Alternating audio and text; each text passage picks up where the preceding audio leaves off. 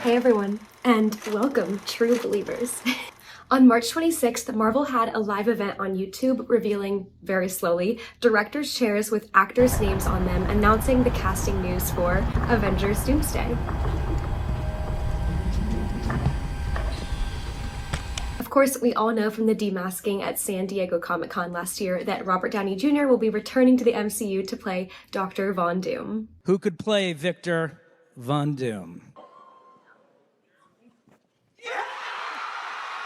New mask, same task. What can I tell you? I like playing complicated characters. Now, I'm sure every Marvel fan is already talking about it, but joining Downey is Chris Hemsworth, Vanessa Kirby, Anthony Mackie, Sebastian Stan, Letitia Wright, Paul Rudd, Wyatt Russell, Tenoch Huerta, Ibn Mossbach, Simu Liu, Florence Pugh, Kelsey Grammer, Louis Pullman, Danny Ramirez, Joseph Quinn, David Harbour, Winston Duke, Hannah John Kamen, Tom Hiddleston, Patrick Stewart, Ian McKellen, Alan Cumming, Rebecca Romijn, James Marsden, Channing Tatum, and Pedro Pascal. And then at the end, Robert Downey walked out to sit on his own chair.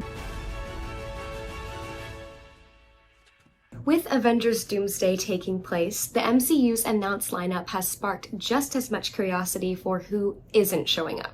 Okay, we have some major players like Mark Ruffalo's Hulk, Benedict Cumberbatch's Doctor Strange, Tom Holland's Spider-Man, Jeremy Renner's Hawkeye, Elizabeth Olsen's Scarlet Witch, Brie Larson's Captain Marvel, Don Cheadle's War Machine, and even Samuel L. Jackson's Nick Fury are all noticeably missing. None of the Guardians of the Galaxy, including Chris Pratt's Star-Lord and Karen Gillan's Nebula, are listed. And the Eternals, who were once teased as pivotal to the comic future of the MCU, are nowhere to be seen. Among the announced X-Men, there's no sign of Hugh Jackman's Wolverine, Halle Berry's Storm, Famke Janssen's Jean Grey, or other favorites like Rogue and Iceman. How can you have Gambit and no Rogue?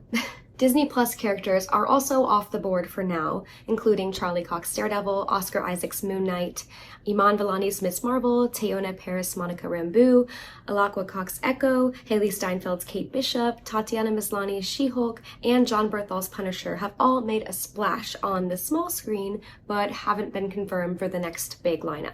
Even longtime supporting players like Gwyneth Paltrow's Pepper Potts and Jon Favreau's Happy Hogan are noticeably missing in action. So, are these characters being sidelined, or is Marvel just holding its cards really close for a third act surprise?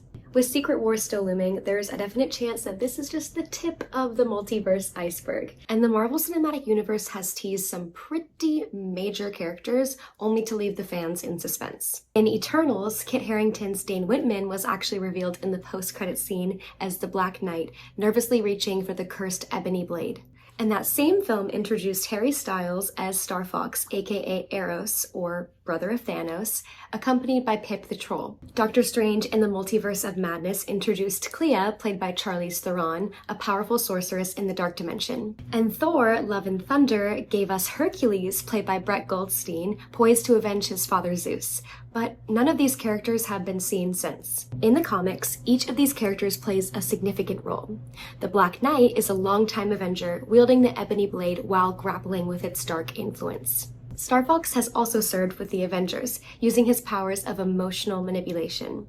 Pip the Troll is a key cosmic player with deep ties to Adam Warlock and the Infinity Watch. Hercules, Marvel's take on the mythological demigod, has clashed and teamed up with Thor countless times. And Clea eventually replaces Doctor Strange as Sorcerer Supreme. Now, these are not just throwaway cameos, they're legacy-level heroes. So the question remains, when will the MCU pick up these threads? Or are they doomed to linger in post-credit purgatory? So, in Captain America: Brave New World, Sam Wilson entertains the idea of forming a new Avengers. Now, that is a big task. So, if you were tasked with creating the perfect team roster, who's making the cut? Well, what makes a great superhero team? It's not just power, it's balance. You need a strong leader, someone with strategy and moral clarity. Flyers give aerial support and mobility, projectile users can attack from range, and tanks or bruisers can hold the line up close. So you want brains and brawn, someone like a tech genius, a stealth expert, and maybe even a magic user to keep things unpredictable. Now, I think with the casting announcements of Avengers Doomsday, we know who Sam Wilson picked. As Captain America, he leads a team. Chris Hemsworth as Thor, Paul Rudd as Ant-Man, Simu Liu as Shang-Chi, Letitia Wright, Black Panther, and Danny Ramirez, Falcon.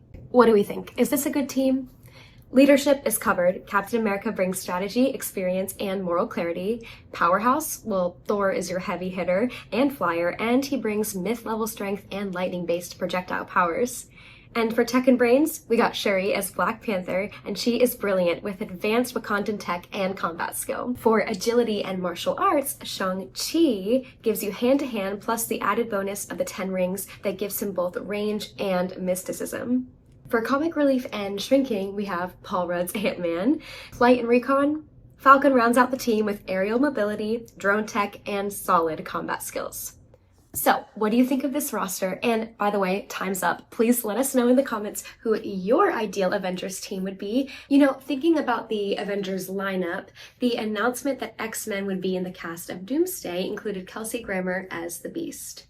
Now, mutants are still new to the MCU, but in the comics, several mutants have actually joined the Avengers before. And the very first X-Men to join the roster was Beast. So maybe in Doomsday, instead of playing a member of the X-Men team, he could actually just join the Avengers. It would definitely be a cool nod to comic book history. And for another fun twist, let's not forget that King M'Baku is now the ruler of Wakanda and the leader of the Jabari tribe. So what if he took on the Black Panther mantle instead of Shuri? Now, is either of these likely? Probably not. But imagining all the possibilities is just half the fun. So what do you think? Are you excited to see the returning Avengers on screen with the Fantastic Four, members of the Thunderbolts, and not to mention the X-Men? I know I am. Please leave a comment, let us know what you think, and follow us for more movie content.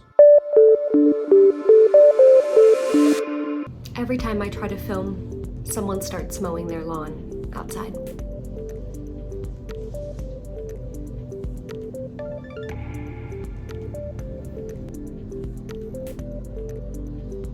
They're still mowing their lawn.